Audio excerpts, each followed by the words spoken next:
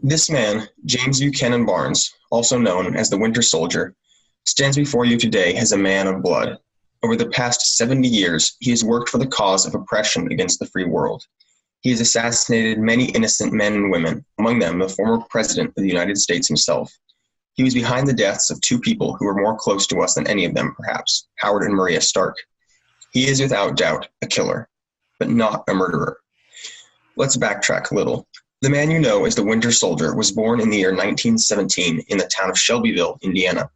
During World War II, he fought alongside a soldier I'm sure you're all familiar with, Captain America, a globally recognized hero who has saved not only our nation, but the whole world from threats most of us couldn't begin to imagine. Sergeant Barnes and Captain America were involved in countless missions against the Nazi splinter group known as Hydra, and it was while on one of those countless missions that Sergeant Barnes was caught in an explosion and presumed to be dead. For over 70 years, no one doubted that fact, until the shadowy assassin known only as the Winter Soldier made himself known.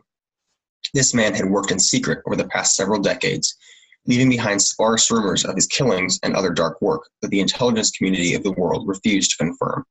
But the assassinations were real, and they were many, and the rumors continued to be left behind. It is only recently that the true facts were made known.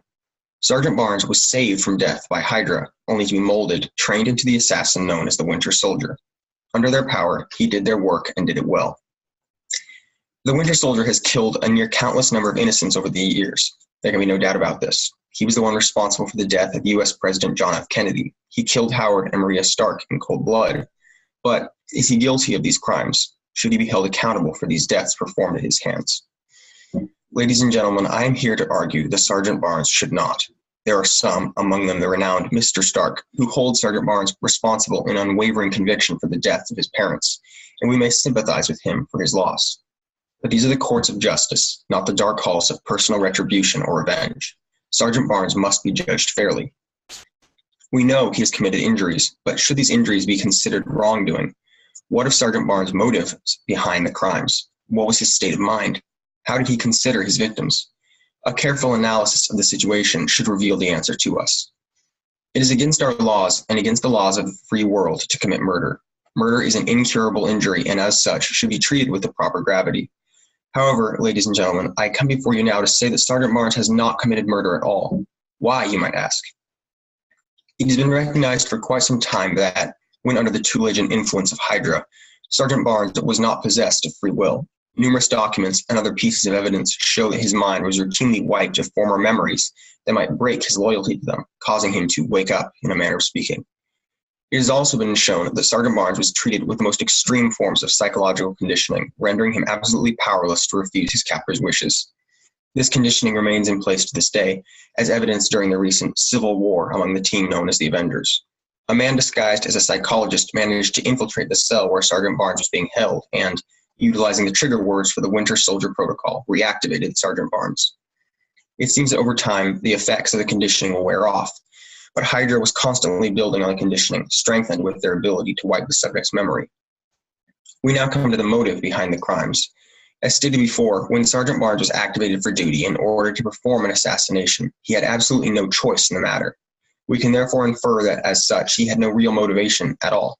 Quite simply, he was ordered to do something, and so he did it. He couldn't say no. His conditioning wouldn't allow it. It might seem tedious to turn to Sergeant Barnes' state of mind after so much repetition of his psychological programming, but no stone should remain unturned in the quest for justice. Any form of punishment that would have entered Sergeant Barnes' mind did in no way enter into the equation. His being caught and punished would have no bearing upon his obedience to his master's wishes, except to keep the mission from being compromised. Now, what about his victims? Doubtless there are many we could turn to, but for the sake of Mr. Stark, present with us, we will refer to the night of December 16, 1991, when the Winter Soldier attacked and killed Howard and Maria Stark. They were traveling alone on a dark road, all the easier for the Winter Soldier to carry out their deaths. For a man of his skill and experience, it was but the work of a few moments to engineer the crash of their vehicle and kill them both. And yet, we are again brought to Sergeant Barnes' unique position. He did not choose that Mr. and Mrs. Stark would die.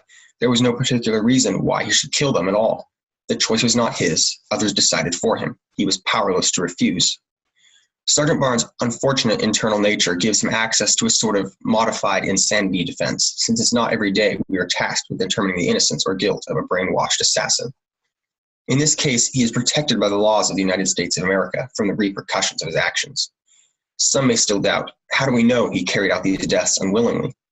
As mentioned before, several documents and other means of evidence have been uncovered detailing Sergeant Barnes' psychological conditioning and controlled amnesia. We also have affirmations of Sergeant Barnes' innocence from aforementioned hero, Captain America, along with other well-known champions of justice, as well as King T'Challa of Wakanda. It seems wise to take the words of those close to him at face value rather than give in to wild and unfounded speculation driven only by thoughts of revenge. Sergeant Barnes is not a murderer, ladies and gentlemen. He's an unwilling victim of one of the most evil and oppressive movements to ever darken our world.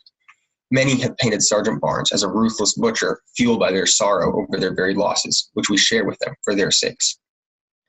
But, ladies and gentlemen, mere feeling cannot carry the day. This court is not ruled by the mob, by reason, tempered with equity and compassion. We must be careful of what we term justice, or we may ourselves end up the true murderers.